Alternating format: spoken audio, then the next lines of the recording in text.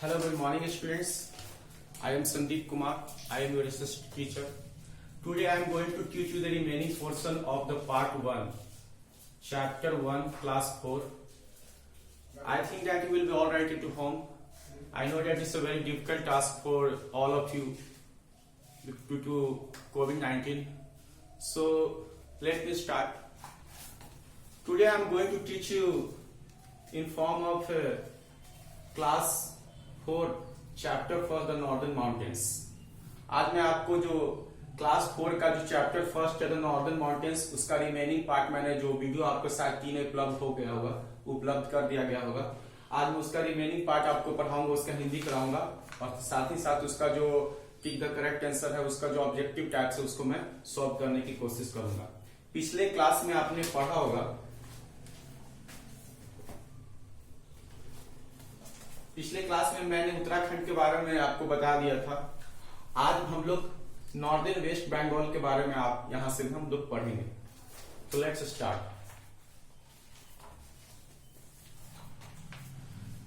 Most part of the West Bengal is in Ganga plain. कहता है कि जो अधिकांश वेस्ट बंगाल का जो हिस्सा है वो गंगा के प्लेन में, गंगा के मैदानों में। But Darjeeling district is a mountainous region. लेकिन जो दार्जिलिंग जो जिला है एक पहाड़ी वाला क्षेत्र है, प्रदेश है। Darjeeling is a famous hill station. Darjeeling जो है प्रसिद्ध क्या है, हिल स्टेशन है ऑफ इंडिया, भारत का।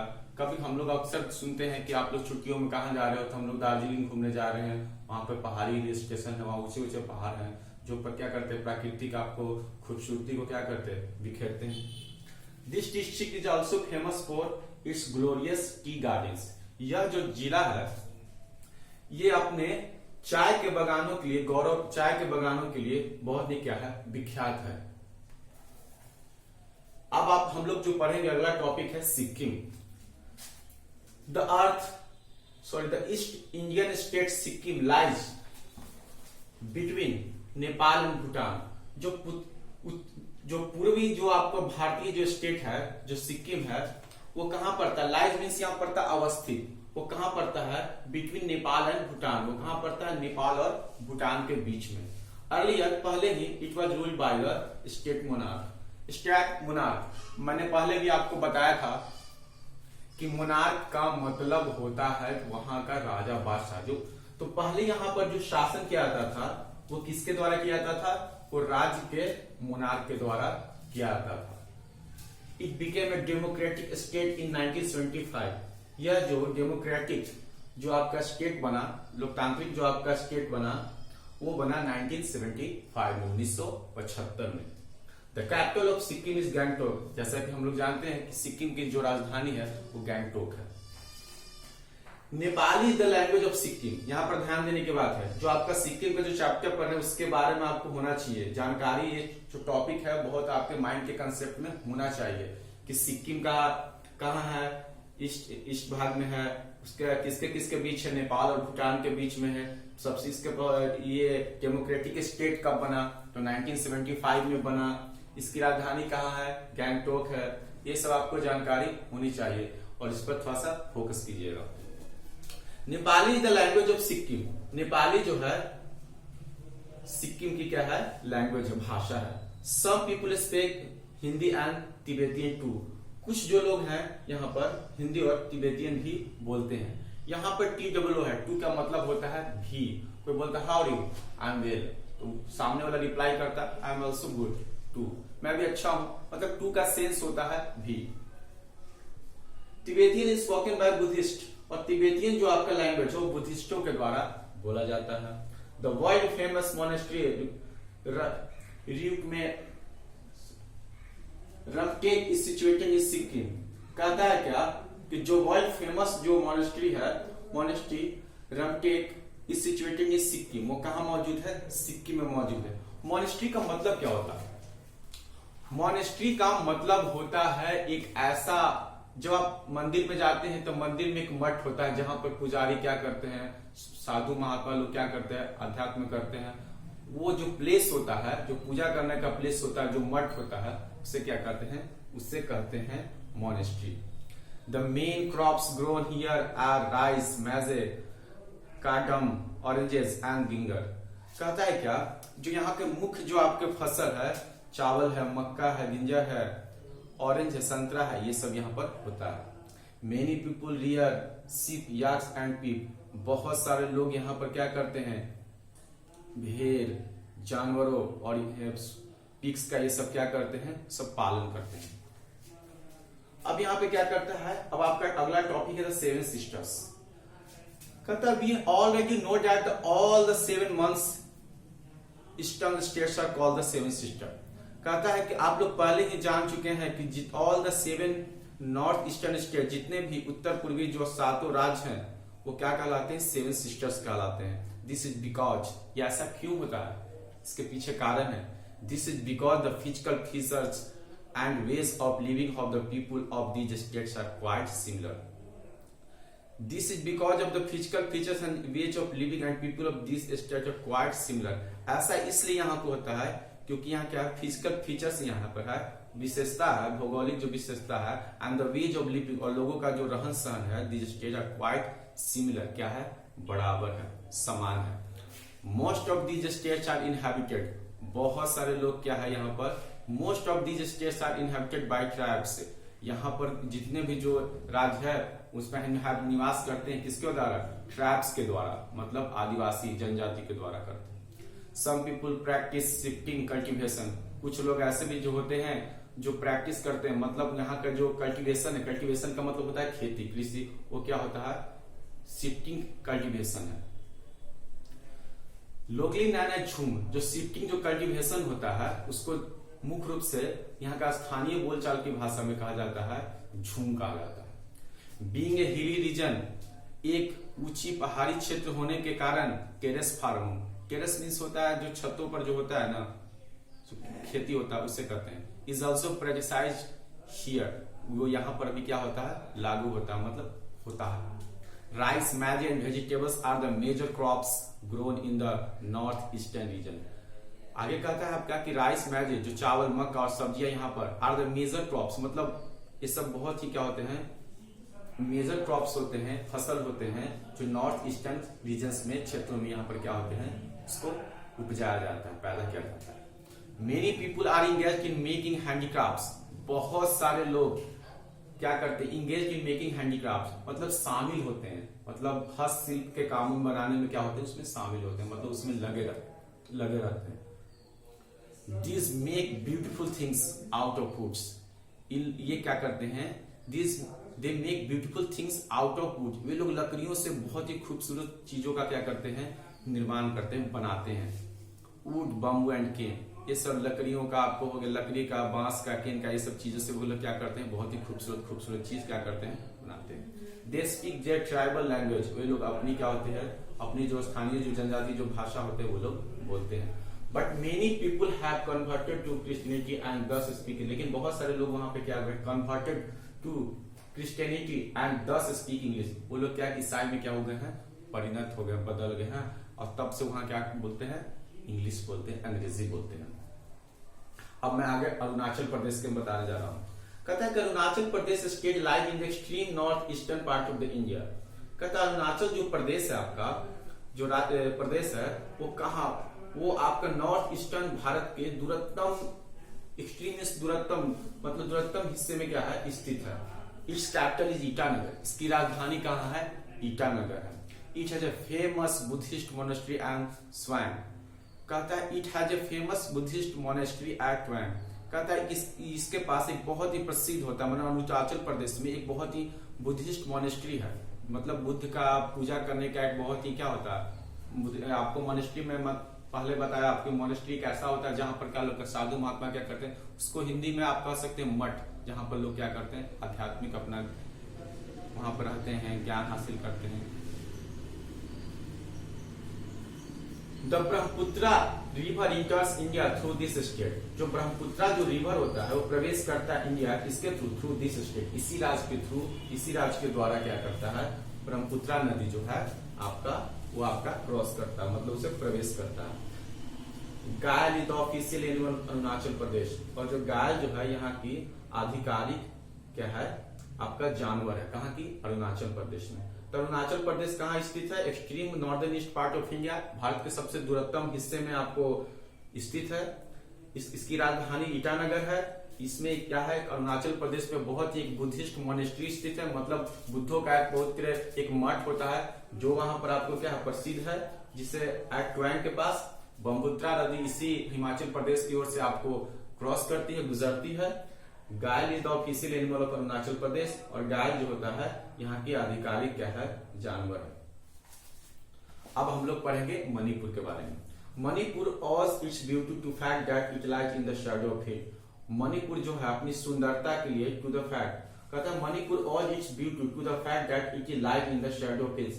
मणिपुर इसकी सुंदरता के रूप में अपने आप को निखारता है, बिखेरता है, क्योंकि इसकी क्या है, that it lies in the shadow of hills, क्योंकि यह पहाड़ियों की छाया में क्या करता है, स्थित होता है। Manipur the dance of this state is one of the most famous classical dance forms of India। Manipur जो यहाँ की जो डांस है इस राज्य की, one of the most famous classical dance of India, Bharat की बहुत ही प्रसिद्ध जो कलात्मक जो क्लासिकल डांस है भारत की है। इस कैपिटल इज इम्फाल, इसकी जो राजधानी है इम्फाल है। The Keibul Lamjao floating park is a famous landmark of Manipur. जो कैबुल लामजो जो आपका फ्लोटिंग पार्क है, जो मतलब तैरता हुआ जो उद्यान है, पार्क में उद्यान होता है, बहुत यहाँ का है प्रसिद्ध आपका है मणिपुर का ऐतिहासिक मतलब है, जो यहाँ पर तैरता हुआ क्या है, कैबुल लामजो फ्लोटिंग पार्क है। Sangai is the official animal of this. Sangai जो है आपका यहाँ का ऑफिशियल क्या है, एनिमल है, इस कहाँ की, इस स्टेट की। अब हम लोग नागालैंड के बारे में पढ़ते हैं। It is named so after the Naga tribe. इसका नाम जो नागा जो आदिवासी जो जनजाति लोगों के द्वारा के नाम पे इसका नामांकन किया गया था। किसका? नागालैंड का। Naga tribal dance is a famous folk dance. Naga जो ट्राइबल जो डांस है वो क्या है, बहुत ही प्रसिद्ध एक फोक डांस है। Nagaland capital is Kohima. नागालैंड की राजधानी कहाँ है? कोहिमा है। The official animal of the state is gayal. और यहाँ की जी ऑफिशियल जो है आधिकारिक जो जानवर है वो क्या है, इस स्टेट की गायल है। अब हम लोग मेघालय के बारे में पढ़ेंगे। Meghalaya receives very heavy rainfall through out the year. कहता है मेघालय में जो वर्षा होती है सालों भर बहुत जोरदार वर्षा होती है, बहुत जोर की वर्षा होती है थ्रू आउट द ईयर, पूरे साल भर। Mawsynram in Meghalaya receive the highest rainfall in the world. Mawsynram जो है जो मेघालय में पड़ता है उसमें क्या होता है, हाईएस्ट संसार में सबसे ज्यादा वहां क्या होती है, वर्षा होती है। The capital of Meghalaya is Shillong. और वहां की जो राजधानी है क्या है, शिलोंग है। Clouded leopard is the official animal of Meghalaya. जो क्लाउडेड जो लेपर्ड है, चीता है, वहां की आधिकारिक क्या है, मेघालय की जानवर है। मिजोरम। अब मिजोरम के बारे में पढ़ते हैं। It is the home of the Mizo tribe. ये क्या है, मिजो ट्राइब का ग्रुप का जनजाति का ये क्या है, यहाँ पे घर है।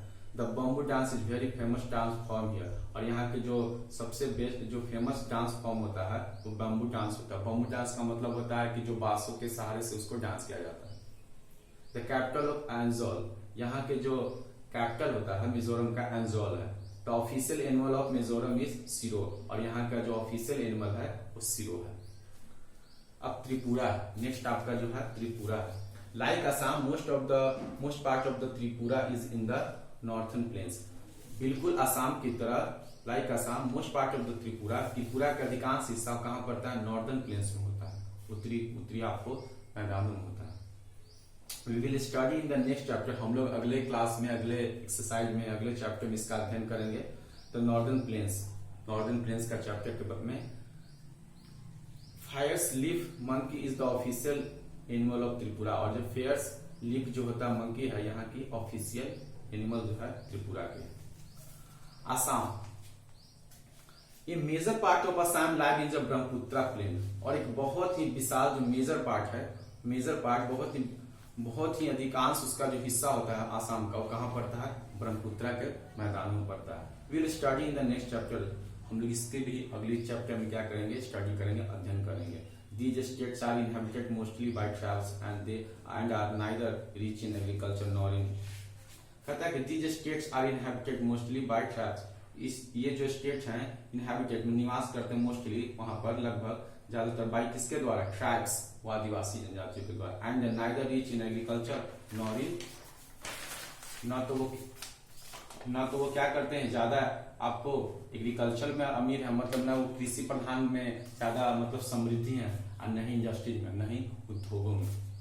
हेंस तब से they are economically less development, इसलिए वो आर्थिक रूप से क्या हुए हैं, पिछड़े हुए हैं। The government is making effort to develop this regions, सरकार उनको एफर्ट कर रही है, प्रयास कर रही है कि उनको उसके प्रदेशों को, उनके क्षेत्रों को क्या किया जाए, बृहद किया जाए, मतलब समृद्धशाली किया जाए।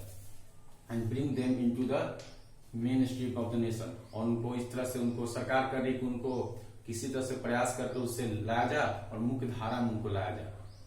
The Indian rhinoceros is the official animal of Assam, कहता है कि जो भारतीय राइनासोर्स है उनका जो क्या है, ऑफिशियल एनिमल है, किसका है, आसाम का। तो ये चैप्टर में आपने पढ़ा कि क्या क्या सभी चीजों को, सभी आपको मैंने जो ईस्ट हिल स्टेशन के बारे में, जितने भी स्टेट्स है उसके बारे में मैंने जिक्र किया, उनके बारे में बताया। अब लेट्स रिवाइज, कुछ रिवाइज कर लेते हैं। कहता है the northern mountains consist of Karakoram range, Himalaya range and hills of the north east. जो नॉर्दर्न माउंटेन्स है उसमें कौन कौन से शामिल होते हैं, कंसिस्ट में शामिल रखना। The northern mountains consist of Karakoram range, Karakoram जो श्रेणी होता है वो शामिल होते हैं। हिमालय रेंज होते हैं, जो हिमालय रेंज होते हैं, मैंने पहले ही बताया था कि हिमालय रेंज में 3 होते हैं, हिमालय रेंज में 3 शामिल होते हैं, उनके हाइट के अनुसार डिस्ट्रीब्यूट किया गया है। जो चैप्टर के आपको शुरुआत में दिया गया था, नॉर्थर्न जिसको हिमाद्री, सेकंड में उसको मिडिल रेंज कहते हैं, और तीसरा में आपको बोला शिवालिक, इसमें भी शामिल है। And hills of the north east, और क्या है, नॉर्थ ईस्ट के पहाड़ी श्रेणी क्या है, उसमें शामिल है। माउंट एवरेस्ट इन नेपाल, मैंने बताया था कि माउंट एवरेस्ट कहाँ पर मौजूद है, कहाँ पर है, नेपाल में। Is the highest mountain peak in the world, जो संसार के सबसे ऊंची पर्वत चोटी है। There are 3 parallel ranges of Himalayas, Himalaya के 3 क्या है, पैरेलल रेंजेस है, मैंने जिक्र अभी भी किया था, हिमाद्री, हिमाचल एंड शिवालिक। नेक्स्ट आपका कहता है कि Ladakh district of Jammu and Kashmir one of the coldest region of the world. कहता है क्या कि जो लद्दाख जो डिस्ट्रिक्ट है, जो जिला है, कहाँ का, जम्मू एंड कश्मीर का, वो संसार के is one of the coldest region of the world, वो संसार के ठंडे प्रदेश क्षेत्रों में से एक है। कि नेक्स्ट आपका कह रहा है there are several famous hill station in Himachal range, और बहुत सारे सेवरल विभिन्न प्रकार के अनेकों वहां क्या है, फेमस हिल स्टेशन है, प्रसिद्ध हिल स्टेशन है, कहाँ, हिमाचल रेंज में, श्रेणी में। आपका नेक्स्ट कह रहा है आपका कि the main occupations of the people in the northern mountains are farming, और जो मेन, जो मुख्य जो आपका व्यवसाय है और यहाँ के नॉर्दर्न माउंटेन्स के लोगों का क्या है, फार्मिंग है, क्या है, खेती है, एनिमल रियरिंग, पशुपालन है, एंड हैंडीक्राफ्ट और हस्तशिल्प है। तो आपने यहाँ का जो मैं आपको अभी पढ़ा लेट्स रिवाइज में, उसमें मैंने बताया कि माउंटेन्स का जो कंसिस्ट होता है उसमें काराकोरम रेंज होता है, हिमालय रेंज होता है, और हिल्स ऑफ नॉर्थ ईस्ट होता है। माउंट एवरेस्ट कहाँ पड़ता है, कोई पूछेगा आपसे तो बोलेंगे कि नेपाल में है, जो क्या है, highest mountain peak in the world. आगे कहता है कि हिमालय के 3 पैरेलल रेंजेस है, हिमाद्री, हिमाचल एंड शिवालिक। नेक्स्ट आपका कहता है कि जो लद्दाख जो है, जो जिला है, वो कहाँ है, जम्मू एंड कश्मीर में, वो संसार के ठंडे प्रदेश क्षेत्रों में से एक है। और बहुत सारे हिमालय रेंजेज में क्या है, आपको सेवरल फेमस हिल स्टेशन है, जो उसकी खूबसूरती को बिखेरता है। और यहाँ का जो नॉर्दर्न माउंटेन्स का जो यहाँ के लोगों का ऑक्यूपेशन है, मुख्य रूप से क्या है, खेती है, पशुपालन है, और हैंडीक्राफ्ट से हस्तशिल्प है। तो ये आपका चैप्टर का आपका जो समरी था मैंने आपको बताया, एंड होप कि आप लोग इसको समझे होंगे। और इसको जो नोट्स आपका जो है, tick the correct option, fill in the blanks, ये सब चीज मैं आपको नोट्स के द्वारा स्कूल मैनेजमेंट की तरफ से आपको उपलब्ध कर दिया जाएगा। इसके बारे में डिटेल्स सब बताएंगे। तो घर पे रहिए, सुरक्षित रहिए, और आपको स्कूल, आपका एजुकेशन रिदम चलते रहे, इसके लिए बहुत बहुत बधाई। Thank you.